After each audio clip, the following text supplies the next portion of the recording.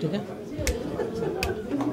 Indo Nepal friendship motor car rally का काफिला काठमांडू में पहुंचा है। इस वक्त हमारे साथ बातचीत करने के लिए भारत के राजदूत यहां पर हैं, रंजीत राय साहब। उनसे हम जानते हैं कि इस तरह के जो अभियान चल रहे हैं या इस तरह की जो रैली हुई है, इसका क्या फ़ायदा हो सकता है और रिलेशन को किस तरफ से और मजबूती मिलेगी। देखिए, मुझे तो बहुत खुशी है कि ये पहली दफ़ा ऐसा हुआ है कि एक भारत से नेपाल एक कार रैली आई है, और बहुत महत्व है इसका, क्योंकि दोनों देशों को के सांस्कृतिक संबंध जो हैं बहुत प्राचीन प्रगाढ़ संबंध हैं, उनको दर्शाता है।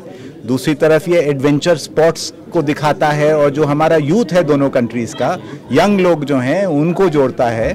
और तीसरा जो है टूरिज़्म पॉइंट ऑफ व्यू से भी बहुत महत्वपूर्ण है।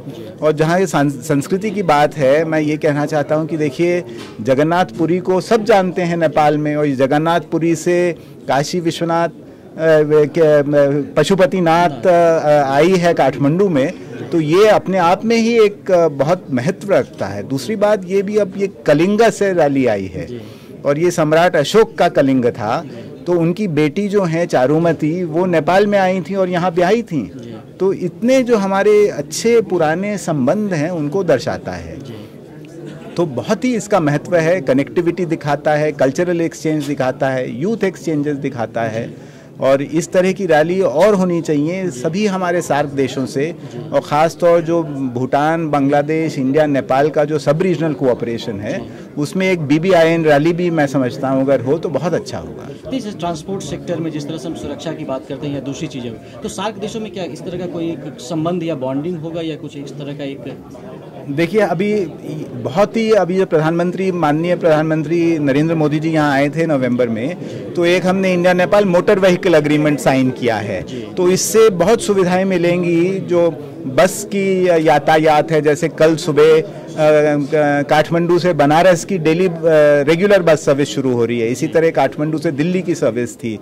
तो एक तो ये हुआ है मोटर व्हीकल्स एग्रीमेंट, और ये मोटर व्हीकल्स एग्रीमेंट अब सार्क के लेवल पर भी होने जा रहा है। तो इसका मतलब सार्क देशों में यातायात संबंध बढ़ने से लोगों के संबंध बढ़ेंगे, तो बहुत महत्वपूर्ण है। और ये जो मोटर रैली हुई है, ये हमारी जो फिजिकल कनेक्टिविटी है उसको दर्शा रहा है। और जहाँ कमी है, जैसे सड़कों में दिक्कत है, प्रॉब्लम्स है, तो हम लोगों को इससे साफ होगा, जाहिर पता चलेगा कि भाई किन एरियाज़ में हम लोग को फोकस करना चाहिए, और इस तरह का जो पीपल टू पीपल कॉन्टैक्ट है उसको और बढ़ाएं।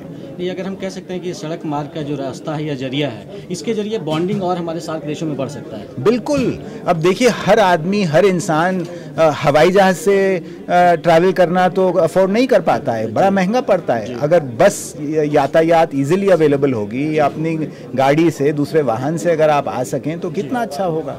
तो हमारे देश में तो करोड़ों लोग हैं जिनकी जो यहाँ आना चाहेंगे, चाहे धार्मिक कारण से आना चाहें, चाहे नेचुरल ब्यूटी इन नेपाल की देखना चाहें, जो हिमालय के गोद में ये देश है, तो लोगों को आने की सहूलियत मिलेगी और अफोर्डेबल होगा। तो इससे तो बहुत फ़ायदा होगा। और ये कहते हैं कि बॉन्डिंग और ज़्यादा बढ़ेगा। बिल्कुल बॉन्डिंग बहुत अच्छा बढ़ेगा, टूरिज़्म का बढ़ावा मिलेगा, यूथ एक्सचेंजेस बढ़ेंगे, तो हर तरीके से बहुत महत्वपूर्ण है। तो हमारे साथ बातचीत कर रहे थे रंजीत रे साहब। इनका कहना है कि दोनों देशों के बीच इस तरह के जो अभियान या इस तरह की जो रैलियों का आयोजन होगा, तो उससे एक बॉन्डिंग भी बढ़ेगा और ज़्यादा से ज़्यादा कनेक्टिविटी बढ़ेगा और लोगों के बीच एक रिलेशन भी डेवलप हो सकेगा। दूरदर्शन समाचार के लिए काठमांडू से अपने कैमरा पर्सन आनंद प्रकाश के साथ मैं दिवाकर कुमार।